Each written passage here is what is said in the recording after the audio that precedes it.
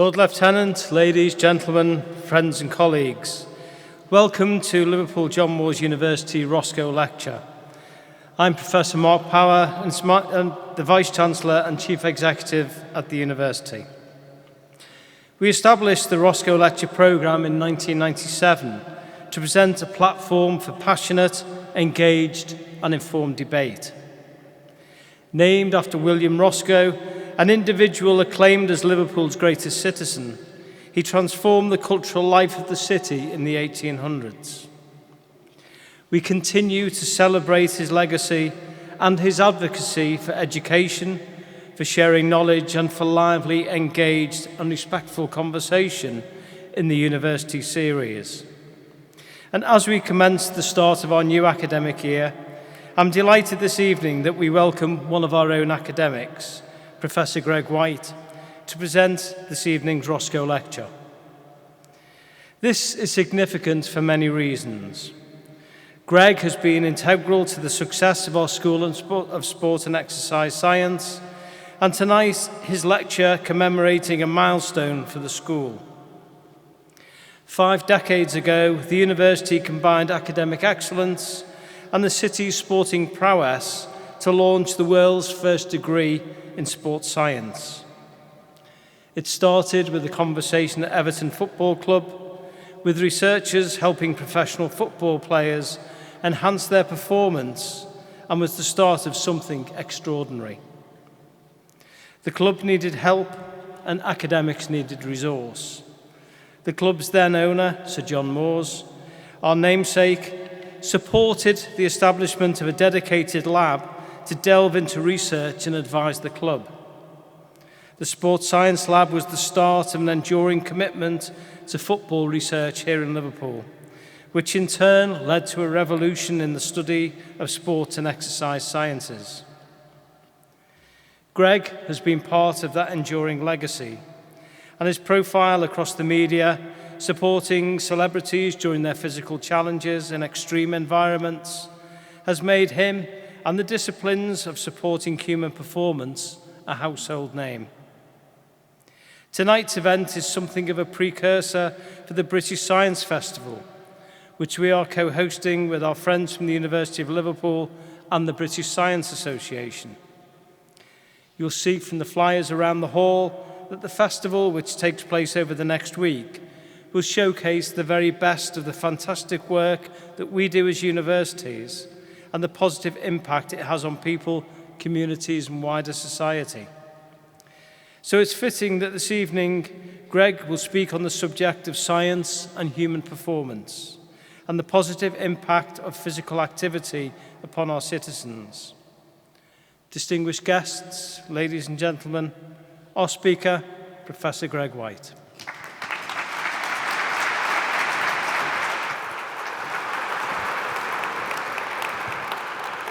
Thank you, Mark. Well, it is indeed an honour to be here in such an incredible setting. And that is some sort of welcome, isn't it? With chariots of fire. I've noted it down because I'm going to ask my wife to do that every time I come down for breakfast in future. So we'll see how that goes.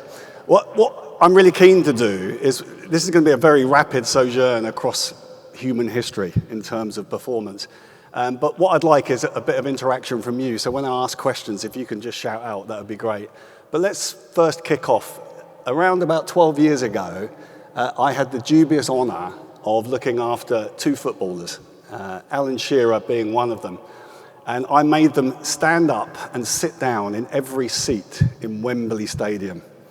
Now, it was originally going to be just Alan. I relented, given that it was effectively 80,000 squats at the time, and Robbie Savage joined us. And there were a couple of things that I learned, and I would like to pass those learnings on to you. So what I would like you to do, if you may, just if you are able, just stand up for me. Now, one of the things we really care about in sport and exercise science is movement. It's what fundamentally drives us.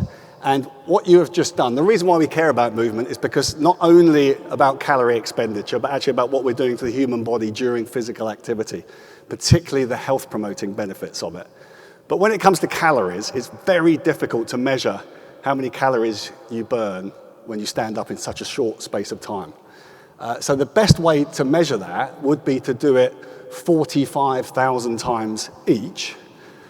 We haven't got time today. It took Alan and Robbie 4.5 days to do that. But the one thing that we did learn during that is that what you have just done is expend 1 calorie.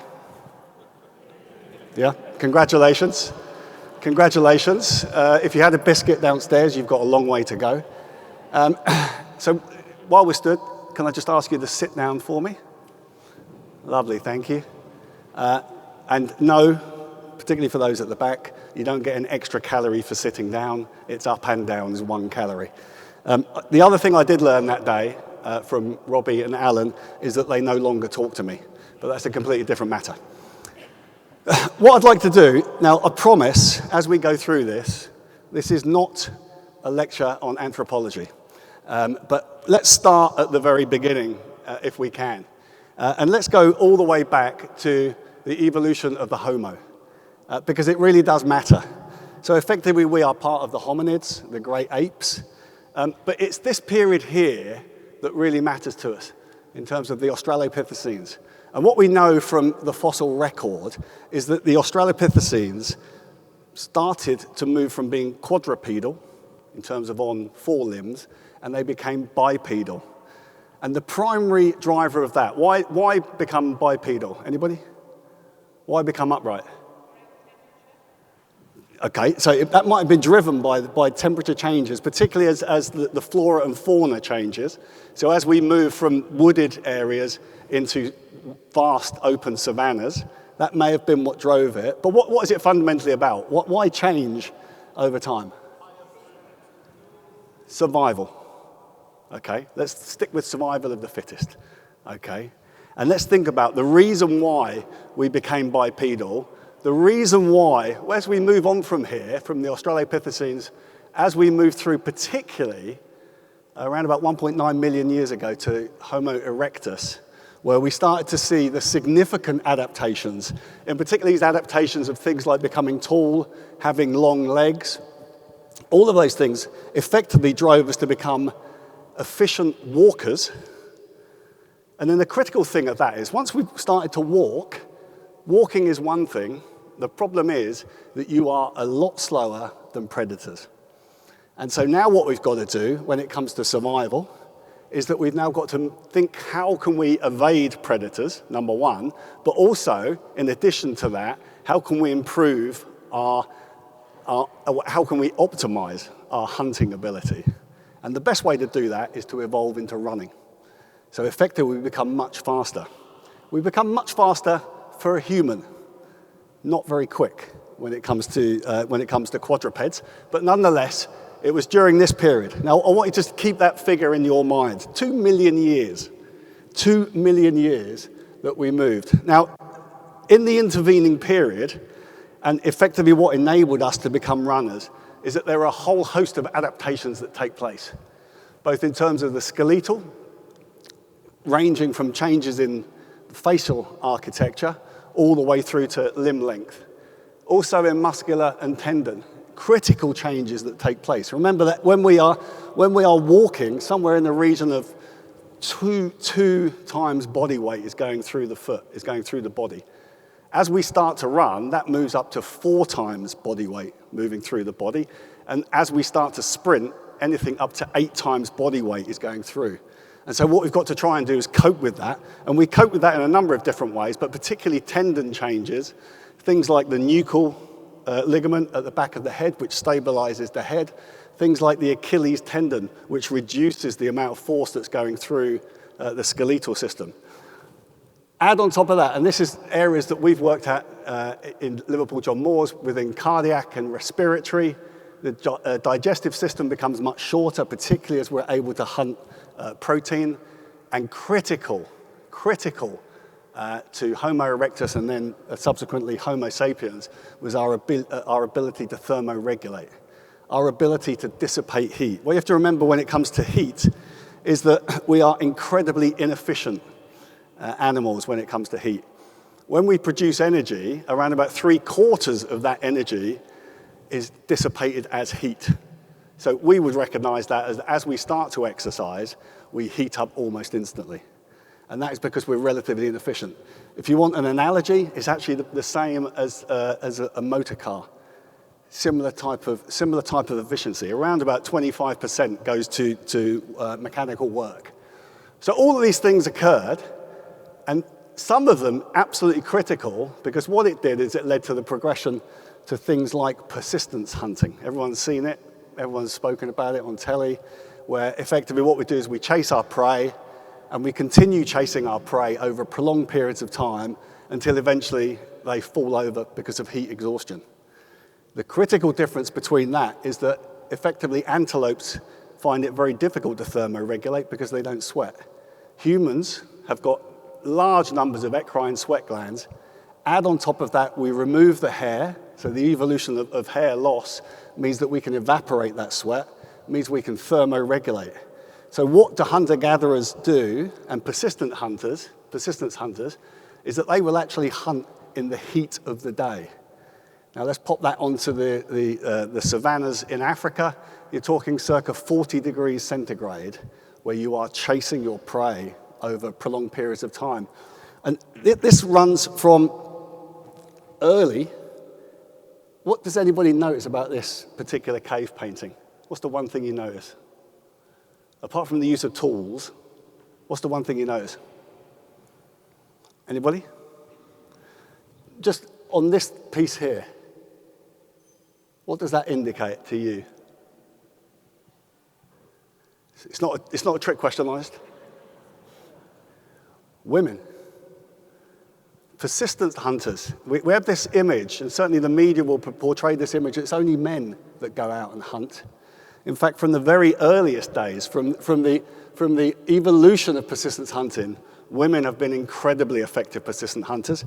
If you take a look at modern day persistent hunters and hunter-gatherers, those in Africa, India, Indonesia, women still play a predominant part of that hunter-gatherer culture.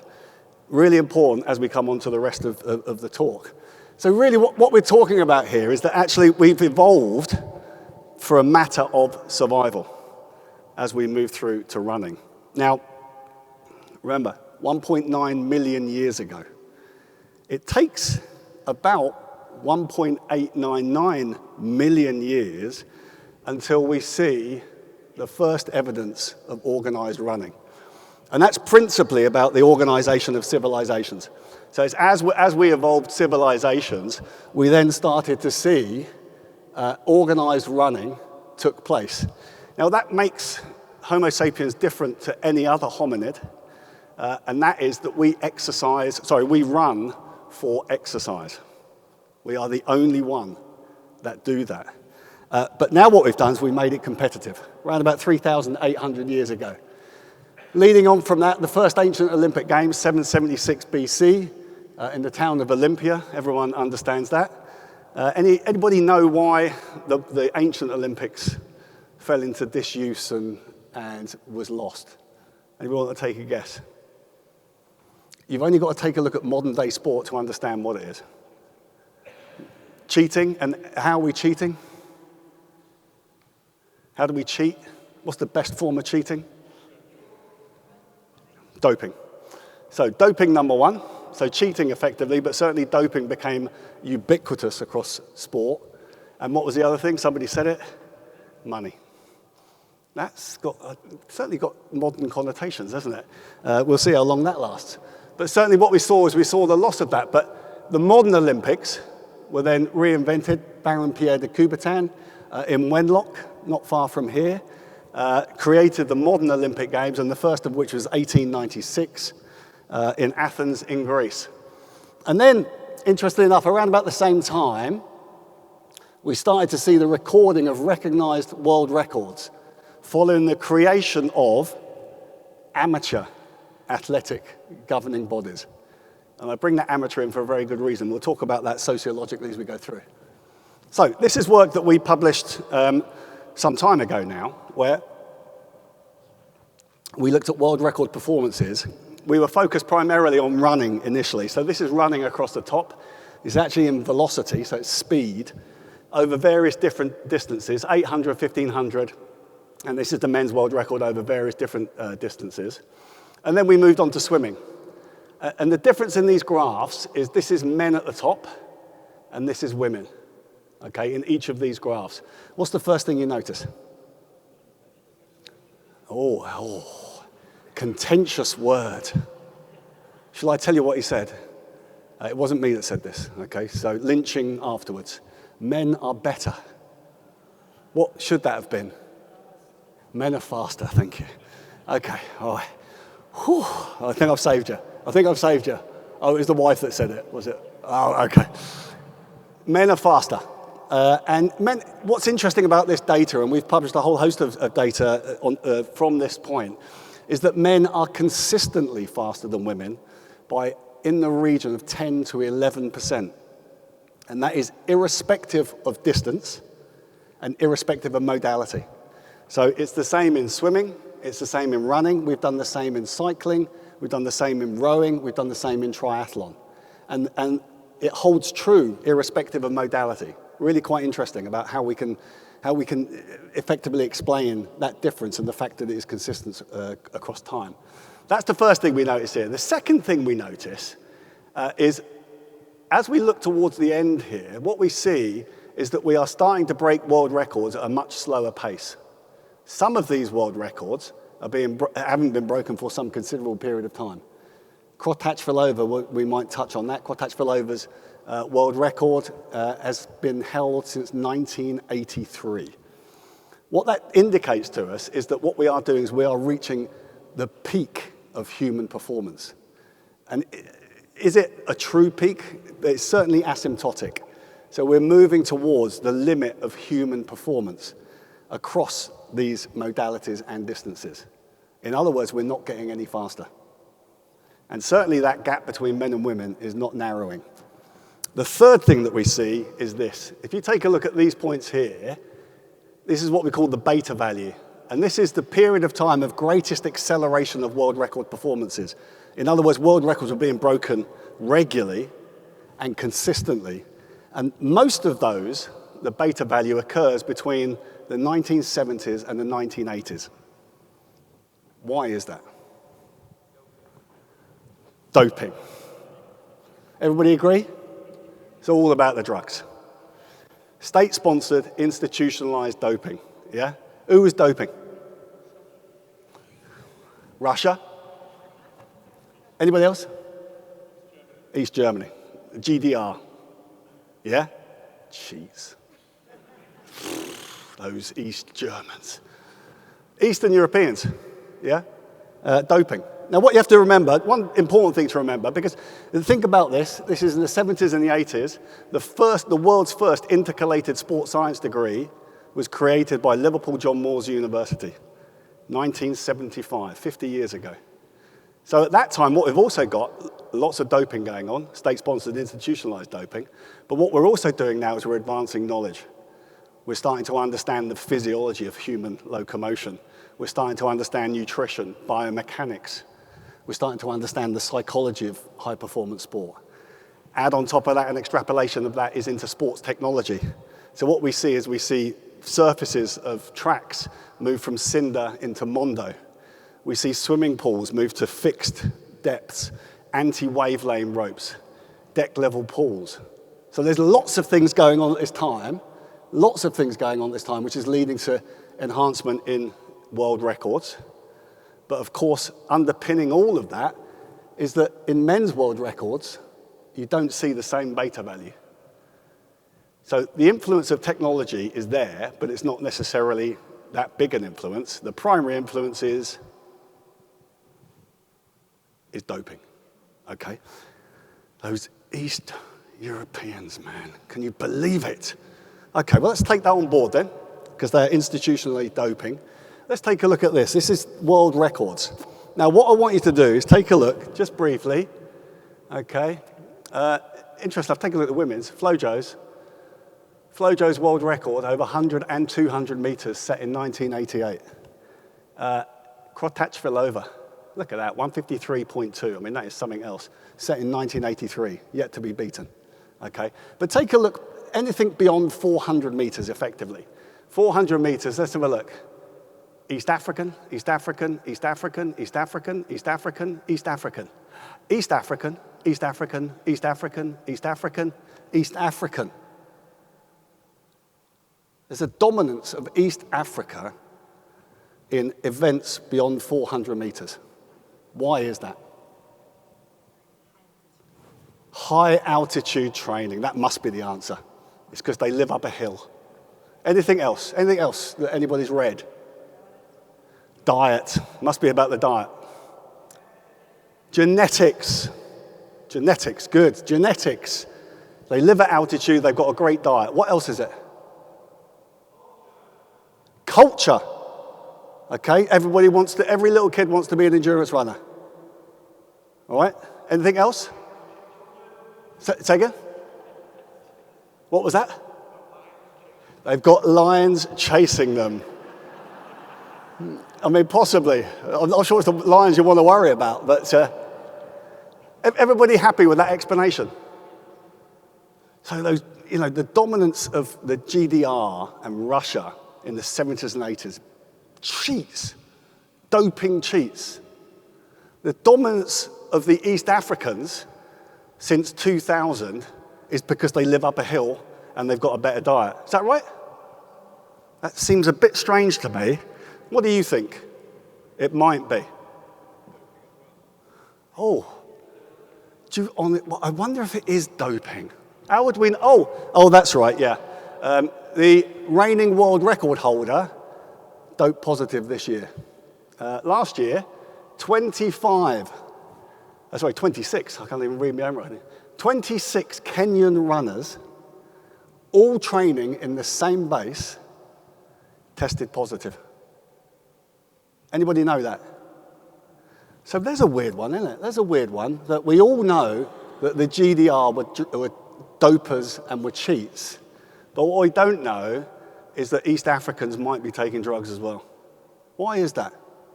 I wonder why that is. Why is it that this is reported on the running channel but has yet to make it into the broadsheets? Huh? Quite possibly. Or is it we're just afraid, or is it that the IAAF doesn't want anybody to know that all of these world records are being broken by dopers? And why would that be? Because what would it affect for world athletics? Money. It's going to affect the money. What we don't want is people finding out these guys are on drugs. Otherwise, the sponsors will run a mile, and all of a sudden we lose money. So I wonder what will happen to athletics in the future when it's about doping and money. Let's have a think about that as we go through. But again, let's think about what's happening. Now, let's think about that difference of 11% between men and women. Well, certainly a host of work that we have published from Liverpool John Moores looks at this difference in male versus female. Remember that in science, there is very little literature in females, very little. The difference in terms of what we see in scientific literature is almost entirely dominated by white Caucasian men. Certainly what we have done is we've changed the face of that within sport and exercise science in our department at Liverpool John Moores. But certainly what we know is this. Look, women have a lower oxygen carrying capacity. Hemoglobin is about 10% lower in women. 10%, that must be the difference. Not quite that simple, but it's about 10% lower in women than men. Women have smaller hearts and they have smaller lungs, irrespective of body size. So that changes the ability in terms of things like cardiac output, the amount of blood that you pump around the body per minute, but also in terms of how much oxygen you can transport and deliver. Women have a higher adiposity, so there's a higher fat mass of women. And fundamentally, all of that leads to a lower aerobic power in women, even when it's scaled for body mass. So there's a big difference between men and women. When we talk about strength, lower absolute strength and lower power means that there are lower peak velocities. So all of these things, in part, can be aligned to physiology. We can explain them away with physiology. But much like our story with East Africans, is that the only way that we can do that? Well, not necessarily. So let's take a look at this. Let's take a look at the socioeconomic limits of human performance. And the socioeconomic limits of human performance, remember we spoke about amateurs Well, what we know is that the Amateur Athletic Association, so amateur sporting organisations, were established in the Victorian era. And any idea why they might have been established in the Victorian era?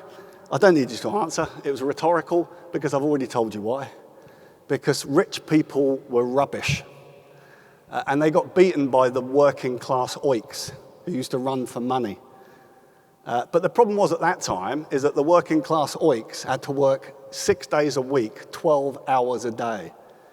So when you suddenly make sport amateur only, effectively what you do is you eradicate the working class from sporting performance. And so now what you've got, and thanks to our entrance music, what you see is a race amongst the middle and upper classes. And what you then do is you then remove working class, and I can tell you that still persists to this day, where what we do is we search for excellence in those that can afford it, not necessarily in those that are gifted. And the critical problem when it comes to sport, particularly in this country, but in other Western countries, which you don't, interestingly enough, see in places like China and Europe. But what we do is we've moved that. So what we do is we set limits to how people can go. Now, of course, it's not just about socio-economic limits. There are also social limits.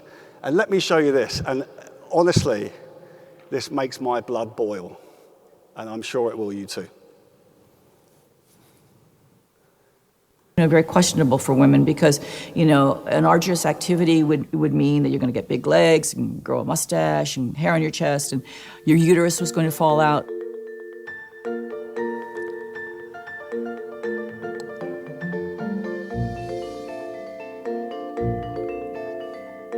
So I filled out the entry form. I signed my name with my initials. I signed KV Switzer. And when I signed it that way, obviously, when the form went in, they couldn't tell it from a guy's. The world's most famous foot race even attracts a leggy lady, Kay Switzer of Syracuse. So there we were with my coach, Arnie Briggs, and my boyfriend, an All-American football player, Tom Miller. When other runners would come by, they would say, "Oh, it's a girl!" And they were so excited. And Arnie was saying, "Yep, I've trained her." And all of a sudden, the flatbed truck is in front of us, and I heard the photographer saying, "Slow down, slow down, slow down." And they were taking pictures of us. On this truck was the race directors. One of them was a feisty character by the name of Jock Semple. He just stopped the bus, jumped off, and ran after me. Suddenly I turned and he just grabbed me and screamed at me, "Get the hell out of my race and give me those numbers." And then he started clawing at me, trying to rip my numbers off. And I was so surprised. And he had the fiercest face of any guy I'd ever seen and out of control, really. I was terrified. And all of a sudden, my boyfriend, Big Tom, gave Jock the most incredible cross-body block and sent Jock flying. And all of this happened in front of the press truck.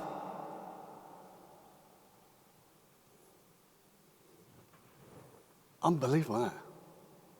Now, let me just reiterate. 1967. We're not talking about the Dark Ages. We're not talking prehistoric. We're talking 1967. Just a quick show of hands. Do you think that we have gone past that now? Those times are gone. Just put your hands up and say, yes, we have gone past that now. And give me a show of hands if you think we haven't gone past it. Okay, all right, so a few more. Well, I'm glad you said that. Let me show you this. This, for me, is intriguing. This is the first Olympics where this sport was recognized at the Olympic Games for men and for women. So let's take, for example, 1,500 meters. We often talk about the marathon. The first women's marathon, remember that was 1967. 1967. The first women's Olympic marathon, 1984, before the IOC would let them in. For me, what's worse than that is this. The 1,500 meters. 1972, 76 years after men were allowed to run 1,500 meters, 76 years later, women were allowed to run 1,500 meters. And the reason for that was they would, and this is verbatim quote, they would irreparably damage their reproductive organs. 1972, 1984, before marathon came in. Well, you think, well, that's not that bad, is it? Well, let's take a look. Pole vault. First pole vault for ladies, 2000. They had to wait 104 years before they were allowed to pole vault. I'm not sure if that was uterus related or not, but it certainly shows misogyny. And if we move down this, we can come to my own sport, which is modern pentathlon. Appeared in 1912 in Sweden, in Stockholm, and the first time that women were allowed to do modern pentathlon, 2000 Olympics in Sydney. They had to wait 88 years to be included. I mean, utter nonsense, and fundamentally based upon misogyny and the ruling classes of sport, which are rich Caucasian men. So there are clearly sociological limits when it comes to elite performance as well. But of course, most importantly, and I'm glad we had that intro music, most importantly, who knows this one? Is Roger Bannister. What did Roger do? 4-minute mile. The first man to run sub 4 minutes for a mile. How many women have run sub 4-minute miles? How many women have run a sub 4-minute mile? 0. Never been done. So a woman has never run. And to some extent, we would expect that. But it's interesting when you look at the difference. They're very close. 4:02, they're very, very close, but they haven't gone below that 4-minute barrier. When was this? Anybody remember the year this was? Very close. 54. May 1954. So we had the 50-year anniversary a few years ago for this. Let's just take a look, because for me, what's interesting about this is actually how Roger did it.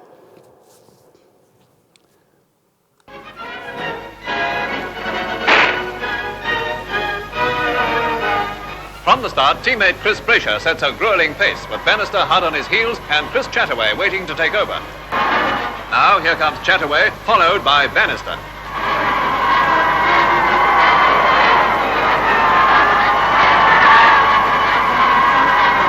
Round they go. The 3/4 mile is reached in half a second over the planned schedule of 3 minutes. Could he do it now? Yes, lengthening his amazing stride, this was Bannister's answer. Watch his final 300-yard dash, first passing Chataway, then on, battling against unfavorable conditions, across wind and a sodden track.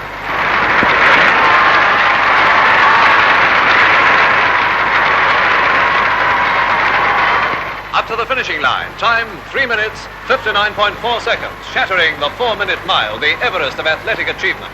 A great reception for the young medical student who had cut 2 whole seconds off Gunda Haag's.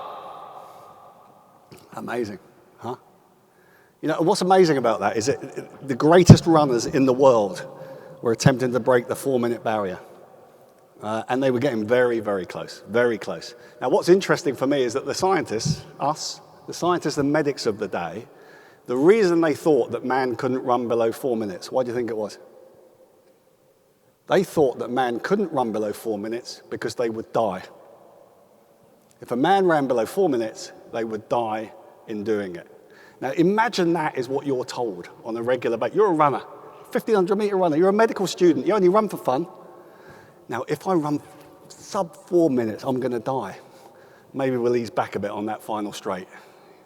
The psychological barrier that persisted across that particular threshold is obviously clear to see.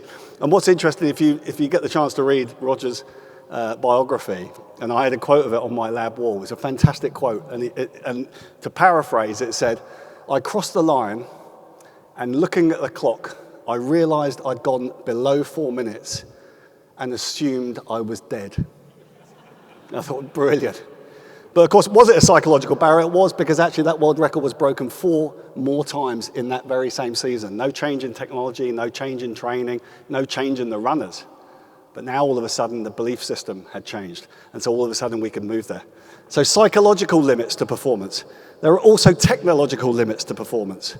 Anybody know who this chap is? The greatest cyclist, Eddie Merckx. I thought he was going to say Mark Cavendish, but this is a very old picture of Mark. Eddie Merckx broke the world hour record in 1972. Now what I want you to do is take a look at what Eddie's on.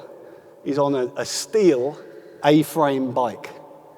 Now of course times have changed. Take a look at the track that he's riding on.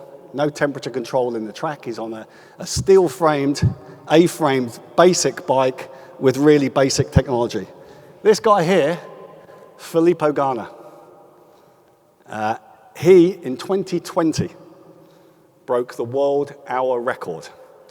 And he did that by traveling 147 meters per year further than Eddie Merckx had done. Basically, the difference in speed between him and Eddie Merckx was 0.15 meters per second. Think about that tiny difference. Now, then you add on top of that, he's on a 3D printed Pinarello frame. That 3D printed frame, if you're thinking about investing in one, somewhere in the region of 50 grand. Add on top of that technology of disc wheels. Eddie didn't have that. Add on top of that, he's now in a velodrome, controlled environment, much less wind resistance. Add on top of that, some 50 years of advancements in sports science, and yet he only travels 0.15 a meter second faster. What that indicates clearly is that we are reaching the limits of human performance, and technology does matter in that advancement, but in some sports, certainly more than others. Anyone know who this is? You might not recognize him, he's in prison now, but good old Oscar. You can see the gun just sticking out the back of his pocket. In some sports, it makes an even bigger difference, but technology does play a part. But of course, we have a whole host of physiological limits. So those physiological limits are one of many, both in terms of physiology and in terms of medicine. There are limits to the lung, and this is a lot of work that we've published from Liverpool John Moores, where we've taken a look at what's happening with the lung. What we know with training, lots of things change in terms of conductance. The heart changes, increases in size. The circulation changes, the way in which the arteries function. They can dilate at a much greater rate to a much greater extent. What happens at the muscle can change, but actually what happens at the lung doesn't change. So there are limits to the lung. We also know that because some people often say to me, what we can do is we can use genetics. Well, we've done that, and we do that in horses. We call it breeding. It's basically genetic manipulation. But the interesting thing about horses is, and here's a little take home for you, horses 100% nasal breathe when they're exercising. If you watch them, their mouth is closed, and they've got these huge nasal cavities. Humans, above moderate intensity exercise, 100% mouth breathe. So when you see your favorite football player wearing a Breathe Right strip, you know he's getting paid a lot of money to sponsor it. Now, what we know, when you breathe something out, take a look at the hat here. You see it's spattered? Can you see the spattering on here? Often what we think is that's mud. It's coming up from horses in front of you. In fact, what this is what's called blood effusate. So if you think about the lungs of a horse breathes by its abdominal cavity, punching like a piston against its lungs. Now, when you're bred to run at incredible speeds, the mechanical force on the lung causes disruption to the lung, it causes damage, it causes blood effusate into the lung, and then the horse breathes it out. So what you're seeing here is the limit of the horse lung. We're yet to reach that in humans, probably because we haven't bred it in them successfully enough. Limits to the lung. There are limits to vasculature. This is some lovely work from Ellen Dawson, but the whole group at Liverpool John Moores, we looked at vascular function. There is a significant limit to vascular function during arduous exercise. This is immediately post London Marathon. Brutal, absolute brutal test, particularly when you just finished a London Marathon. I was one of the subjects in this. And then this is, again, other work that we've done with PhD students of ours. But there are limits in terms of vasculature. There are also limits when it comes to blood. There are limits to human performance that we cannot push any further. And whether it comes down to capillarization or whether it comes down to hemoglobin mass, in other words, that oxygen-carrying portion, we are limited. And so therefore, human performance is limited. Now, we say that. Obviously, there are ways that we can bypass it, particularly with the work that we've done in sport and exercise science over decades, is that what we can do is we can go up to altitude. In comes our East African runners. If we live at altitude, we get increased hemoglobin mass. Fantastic, yeah? Takes a very long time. There are significant detrimental impacts of being at altitude for a prolonged period of time. And those adaptive responses, which are positive for human performance, are lost very rapidly when you move back down to sea level. So it's not necessarily the panacea, but who cares about that when you can do what? What should we do here? It's all right. I know, that we love him because he's a misunderstood guy. And really is a great guy. But who is this? Anybody know? Lance Armstrong. What did Lance do? He doped. Okay. Remember doping as we come back to it. So he uses a drug, an exogenous drug called EPO, erythropoietin. It's naturally occurring. Interesting enough, we used to get EPO from cadavers. So we used to extract it from dead bodies. The big problem was we used to source that in Eastern Europe, and a number of people were actually infected with CJD. Off the back of that, you'll remember it as mad cow disease. Never a great thing. You go faster on the bike, but you die really young. We now produce it recombinantly, so it's much safer. We use it clinically, but sadly, it is abused in sport because it's very difficult to identify. So there are blood limits. There are also cardiac limits, and this is fantastic work from our department. This is work which is looking at a whole host of different modalities. This is what we call echocardiography. It's like a sonogram on a pregnant woman, but we actually do it over the heart. And what we found with this is we can actually identify changes in size and function of the heart. And critically, we were the first to describe, back in the late 90s, the fact that there are limits to this. These are slightly offset, but this is because this is men. Remember, men have larger hearts than women, and irrespective of body size. And again, this is work that we published where we looked at heart rate, maximum heart rate. There are limits to maximum heart rate. Interestingly enough, in elite athletes, their maximum heart rate is lower than in the normal population. So we don't increase maximum heart rate, we actually see a suppression in that. So we can see that there are limits in heart rate. Add on top of that, we first described this in the late 90s. We've published a whole host of work on this since then. But what we showed is actually that during arduous endurance exercise, it doesn't actually have to be that long. What you do get is you get dysfunction of the heart, and you also get damage to the heart. And that damage, we see here, can mimic what's called myocardial infarction, a heart attack. And so has led to a number of athletes being hospitalized immediately post-race because the assumption is they've had a heart attack, which they haven't, as we've subsequently published. But nonetheless, there is a limit to the heart. There's also limits to muscle. This is staining of muscle. We see the white areas is for oxidative muscle fibers, so what we call slow twitch muscle fibers. This is staining for fast twitch muscle fibers. This will be the difference between endurance athletes and sprint-based athletes. But there is a limit because we have controllers on it. Of course, some people are able to bypass those limits, and some animals are able to bypass those limits. And this is a former girlfriend of mine. That one isn't. Let's move on from there. Anybody know what this is? Anybody interested in cows? No? It's a Belgian blue. And what a Belgian blue has got, there is a growth regulator called myostatin, which we all have. And what it does, it regulates growth and effectively stops us getting too big, because too much muscle is a bad thing. What these guys have got is they've got a myostatin mutation, so they get bigger and bigger and bigger. Great if you're a farmer, loads of beef. You make a lot of money out of an animal like this. It is a little bit problematic when the animal gets so large that his legs can't withstand the pressure and they collapse and die. So not everything is positive, okay? What do you think these guys do? They train really hard? Is that what we're thinking? Or are they doing something else? Ooh, steroids. Steroids, I mean, crikey. Who worries about steroids anymore? You know, easy. You can get there on the internet. Well, you can get something on the internet which you might think is steroids. But what a lot of these guys are now taking, they're actually taking growth hormone. Growth hormone is a great drug. No, it's not a great drug, because what it does, it causes ubiquitous growth across the body. If you want to know somebody who's on growth hormone, squaring of the jaw, enlargement of the forehead, because as well as increasing muscle mass, you also change bone length and bone shape. Not a great one. It also has a significant effect on the heart. But of course, what you can do, try and avoid that. Let's take insulin. That's a great one. Insulin's a growth promoter.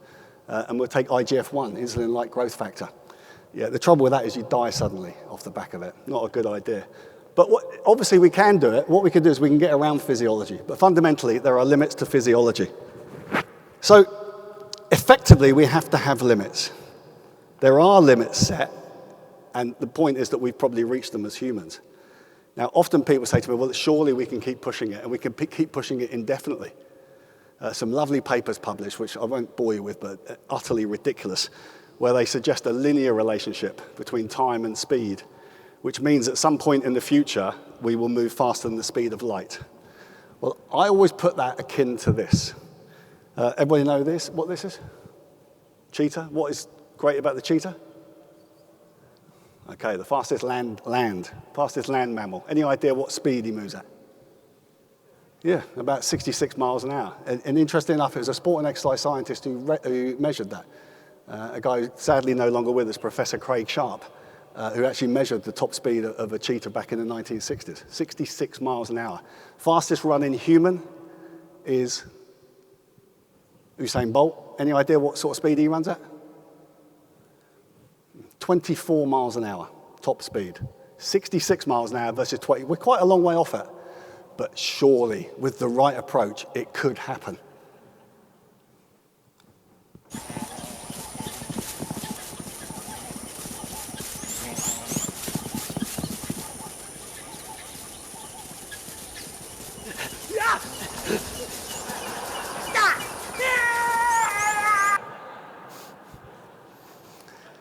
It's only a matter of time. It's only a matter of time. So we've got all of these limits. Add on top of that, something that we have worked tirelessly on at Liverpool John Moores University is actually environmental limits. There's some incredible work that's come out of the labs at Liverpool John Moores. And both in terms of things like this, jet lag, so this is a project that I led on where we ran 7 marathons on 7 continents in 7 days and broke the world record for that. We actually did it, including flying time, we did it in 81 hours. Think about that, truly astonishing. This actually, sometimes we do it on ourselves. This was me racing what's called the Marathon des Sables. It's 156 miles across the Sahara Desert. Utter lunacy. I've no idea why I did it, but we went back for it. Obviously, the cold makes a big difference. Being in water or underwater, particularly in terms of depth of water, makes a difference. Being at altitude. And then obviously now in space. And there's some interesting work now going on in space, and in fact up at the University of Liverpool, some really lovely work going on at the impact of space on the human. Obviously the one thing about the human, and it's the same when we go in depth, is that when we change pressure, generally what we have to do is take our atmosphere with us. But the bottom line is we can only survive for very short periods of time when we're there. And so what we've done effectively is we have created this environment, and this is effectively what Liverpool John Moores led 50 years ago, began the start of this process, where at one point we saw Roger Bannister. When Roger Bannister broke the 4-minute mile, what you had here was that. Nothing else, in isolation, in 1954.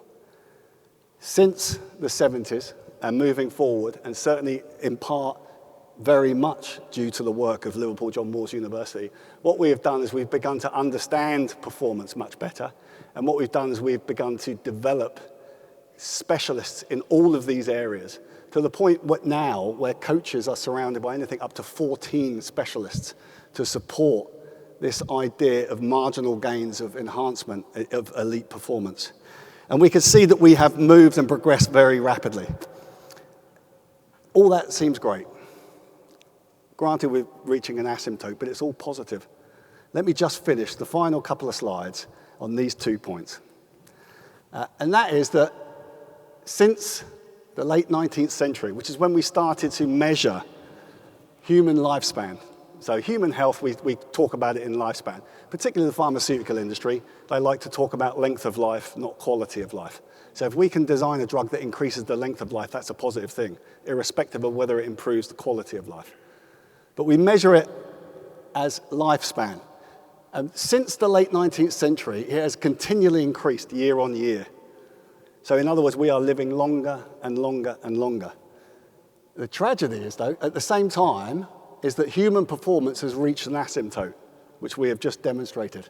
Add on top of that, what we see is that these increases in lifespan, the period of time per year of existence has started to shrink. It's started to get shorter. And what's interesting is actually in European terms, in the UK, it is slowing at a faster rate than any other European country. In other words, we are starting to live shorter lives. Add on top of that, this really is a worrying stat, and that is that on average, women live longer than men. Of course they do, because they're tougher, all right? But women live longer than men, but the sad thing is that now women live more years in poor health. In other words, lifespan is longer, but actually health span is shorter. Now that's a worrying thing. Children, and this really is stark, children in the UK are predicted to live shorter lives than their parents for the first time in human history, spending more years in poor health. Now that should worry all of us, particularly those with children. But what we are seeing is we are seeing a contraction in lifespan as well as a contraction in health span. And yet we're assuming that we've got an advancement in healthcare, an advancement in human performance. And of course, this slowdown has been linked to three key factors: diet, physical activity, and obesity. And these are three key factors that at Liverpool John Moores, we spend increasing periods of time investigating. And that's what gives us this. And this is what I call the performance paradox. Because what the media would have us believe is the beauty of this. The 2020 Tokyo Olympics. I've used this because we've got contemporary data for this period of time. We finished 4th in the medal table globally, the 4th best country in the world. And when you consider that you're against countries like China and America in that, I mean, truly astonishing achievement. And so therefore, everything's great. We're fine, we're absolutely fine. Everything's going beautifully well. Of course, what you have to remember is, there's a lovely stat that I have for you, and that is in 2012, the borough, anybody know the borough where the Olympic Stadium was? Maybe not if you're not in London, it's called Newham. Okay, it's in the borough of Newham. Before the Olympic Games, they were the second least active population in the UK. After the Olympic Games, they were the least active. It didn't promote physical activity. It didn't engender people to become more physically active. And in fact, if we take a look at the stats now, 12 million adults in the UK do less than 30 minutes of physical activity in a week. WHO guidelines are 30 minutes a day. They do less than that in a week. But it's okay. The kids will save us.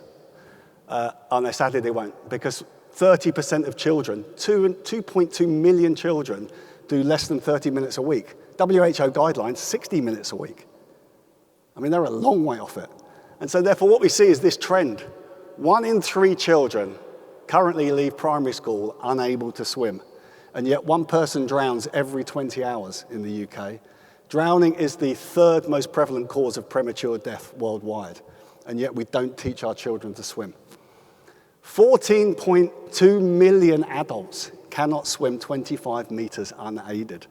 Now, I've used swimming there just as an example of where we're at in terms of physical activity. We are completely lost. Now, of course, the backdrop of that, or the consequence of that, is that 1 in 4 adults are obese, and that is predicted to be over 11 million people in the UK. 11 million people as overweight or obese by 2030. As a consequence of that, and again, the children will save us, unfortunately they won't. Look at this stat. 3 in 10 children are overweight or obese. 10% of 4 to 5-year-olds. How does that work? What? Someone's going to tell me it's genetics in a minute. I can tell you it's not. 1 in 5 adults in the UK lives with diabetes or pre-diabetes. That's where we're going. And I can tell you what's interesting is I haven't put up their child diabetes. I wrote a book, edited a book, sport and exercise medicine book a few years ago. The second iteration, we had 1 sentence on childhood diabetes. 4 years later, we had a chapter on it. That's how quickly this has evolved. So look to where we've got to. And because of that, this is where we are now. Homo sapiens find themselves in a health emergency that without rapid lifestyle changes will lead to an ever-decreasing life expectancy and an increasing period of life lived in poor health. So what we are doing is we are evolving to extinction. And we're not the first people to think that, because philosophers as far back as 4 BC told us that, and we didn't take any notice of it. So as we see, we are limited, we have had a rise, and now we are in the middle of a fall of human performance. Thank you very much.